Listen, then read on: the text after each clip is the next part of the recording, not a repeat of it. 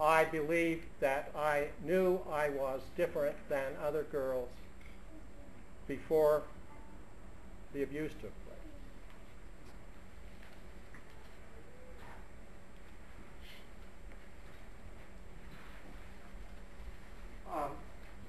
On the right and left side of the front podium are stacks of papers, and they describe an organization of some students at BYU and UVU, a few faculty, who meet on the BYU campus weekly. The group is called Understanding Same-Gender Attraction. It is not an approved BYU club.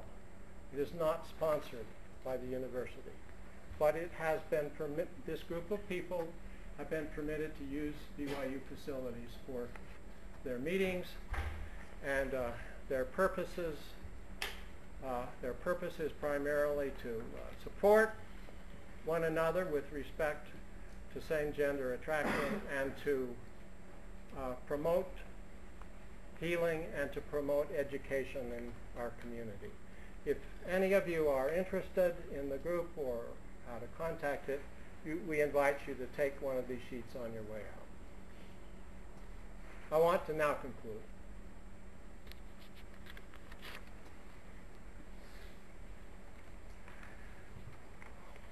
Tonight I have laid out some of the compelling evidence that persuades me that sexual orientation is the result of biological mechanisms operating in early human development. My homosexual LDS brothers and sisters did not decide to be gay or lesbian any more than I or my heterosexual LDS brothers and sisters decided to be straight. Sexual orientation is not a choice.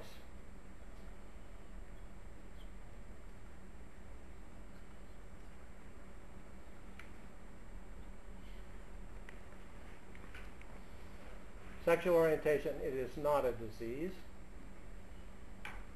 It is not an addiction.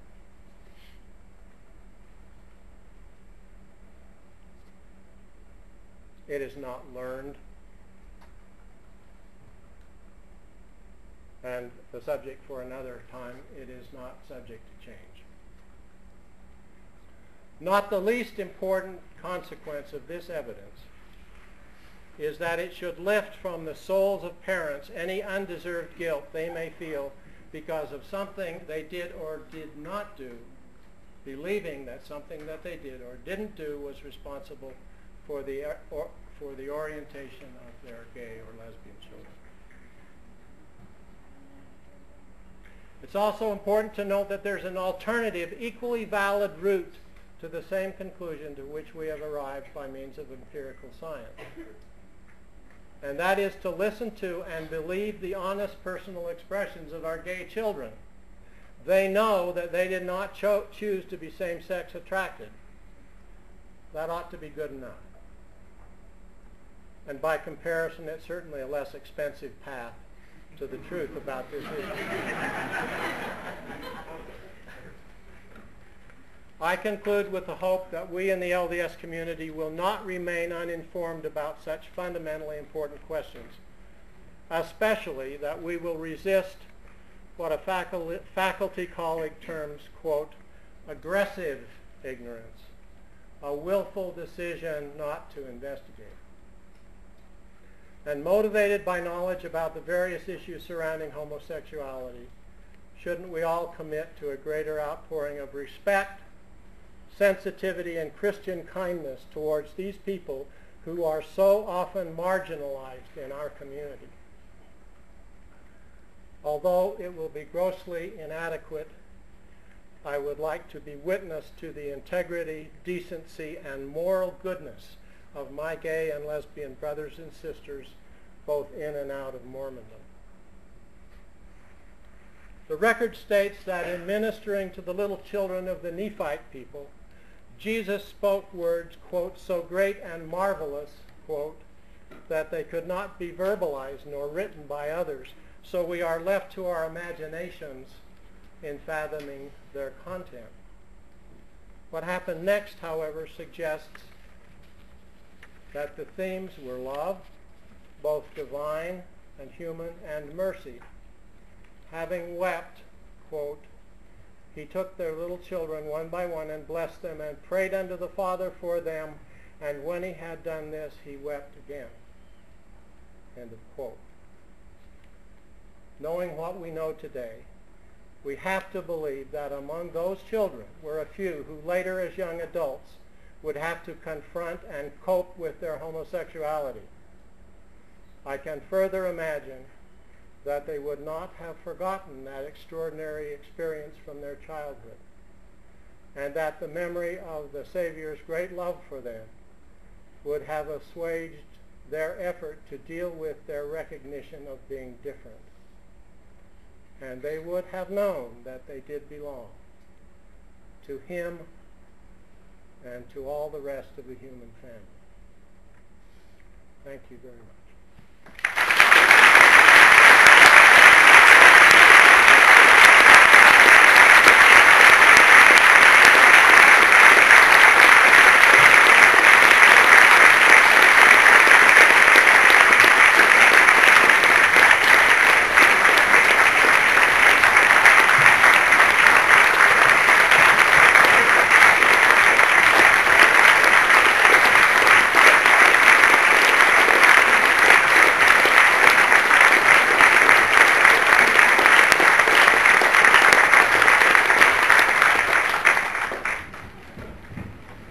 That was more than kind. Thank you very much. You've been here a long time, but we'd be happy to hear your comments or questions. I'd do my best to answer any questions that you have. Sir? I think as a church member, I appreciate a lot the explanation of a biological cause. It's nobody's decision or fault. And I think you feel those tendencies, nobody can decide. It's just something you're born with.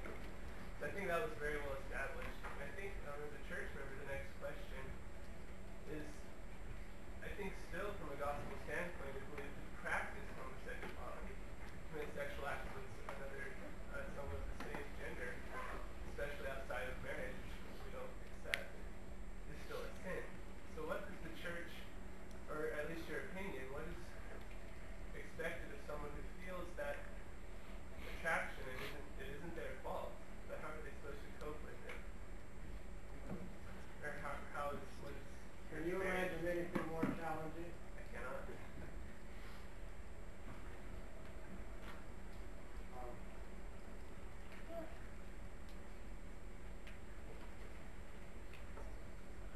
What I will say in response to this question is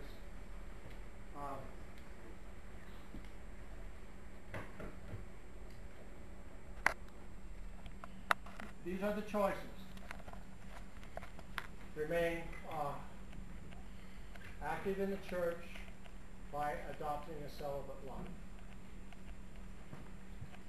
or